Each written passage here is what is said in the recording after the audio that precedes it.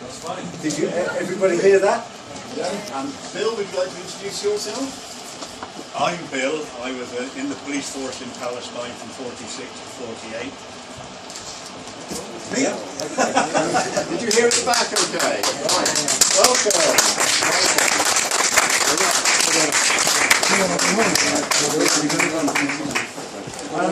Now, Bill kindly gave us his photographs of his experience, photographs he took, some were given to him, of the years between 46 and 48.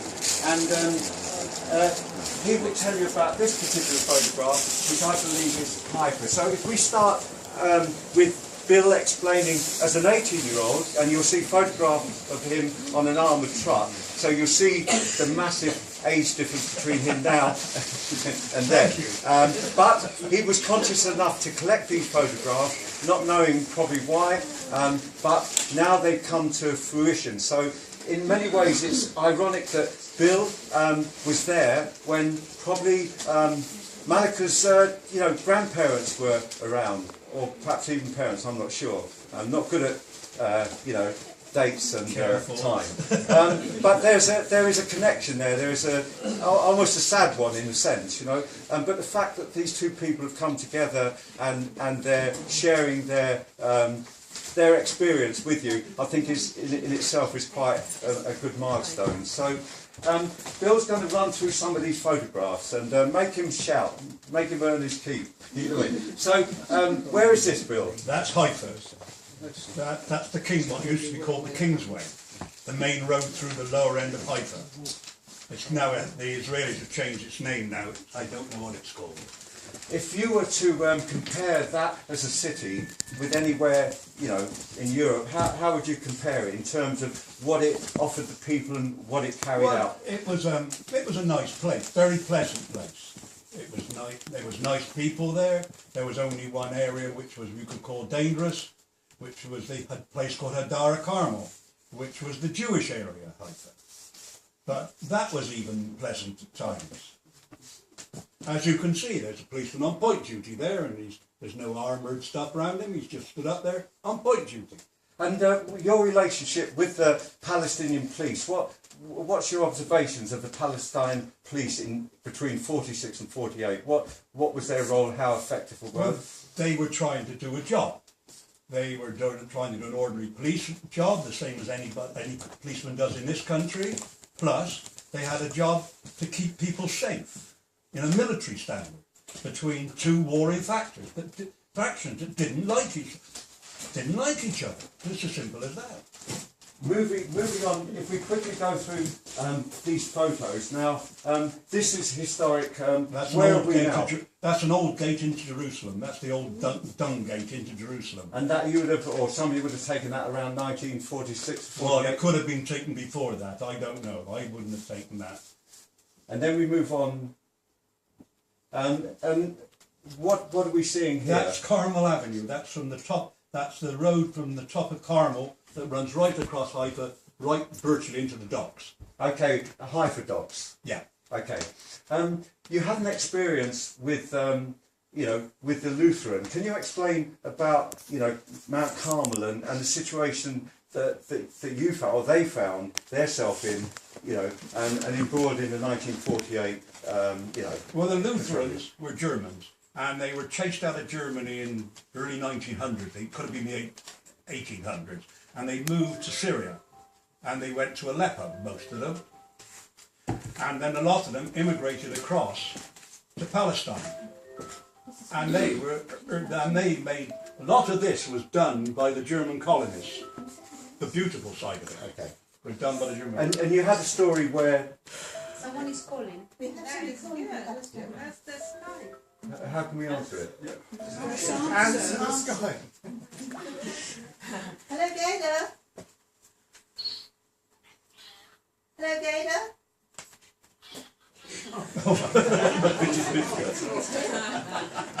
Can you hear me?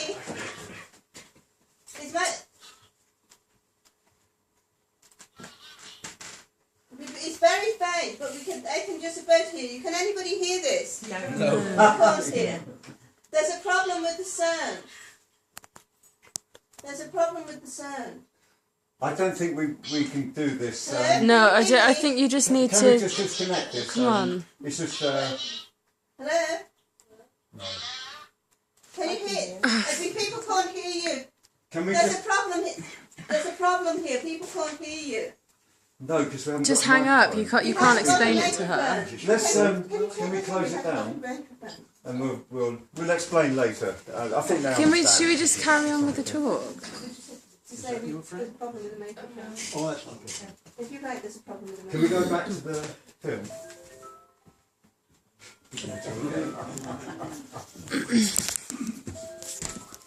The birthplace of an offshoot of the Muslim religion, the Baha'is. They had a great place up there.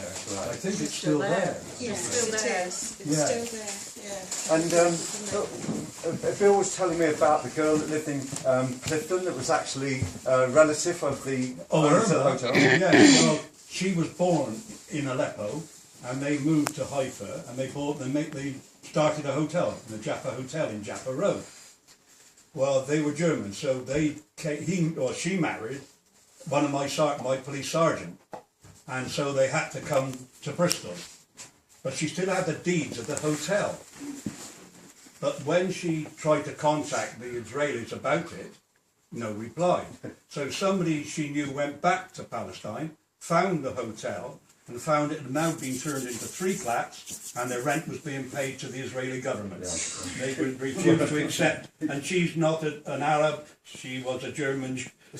Yeah. Well, it seems that whatever nationality you are, you can be treated badly in the state of Israel. But moving on, now this again is probably an archive photo. Moving on again. Again. That's just a twisted road. That's the serpentine. It's hard to understand that. It looks like a spaceship, doesn't it, to me? But anyway. A great road to drive down when you're drunk. Do you know where it was, Bill? I think it's between Haifa and Jerusalem. I'm not sure, or it might be between Jerusalem and Jericho. The brain's gone. So it's good to see that. They're difficult journeys, aren't they? They're not that simple. The terrain looks pretty, hard Yeah, work. but it is. But it's beautiful. Oh, okay. Yeah. There's no argument about it. It was beautiful. Press the middle blue one. Yeah, this one. Okay, thanks. Okay, next one there. That's Omar Mosque. Again, where would this be? That's Oh, down a minute. It's going by itself. it's called. Can you speak quickly? That's just the Omar Mosque. That was. That's Haifa off Carmel. That was the one, yeah, sorry. Okay. Yeah. So shall I go next? Yeah. Next. Yeah. And again, That's Haifa off the Carmel.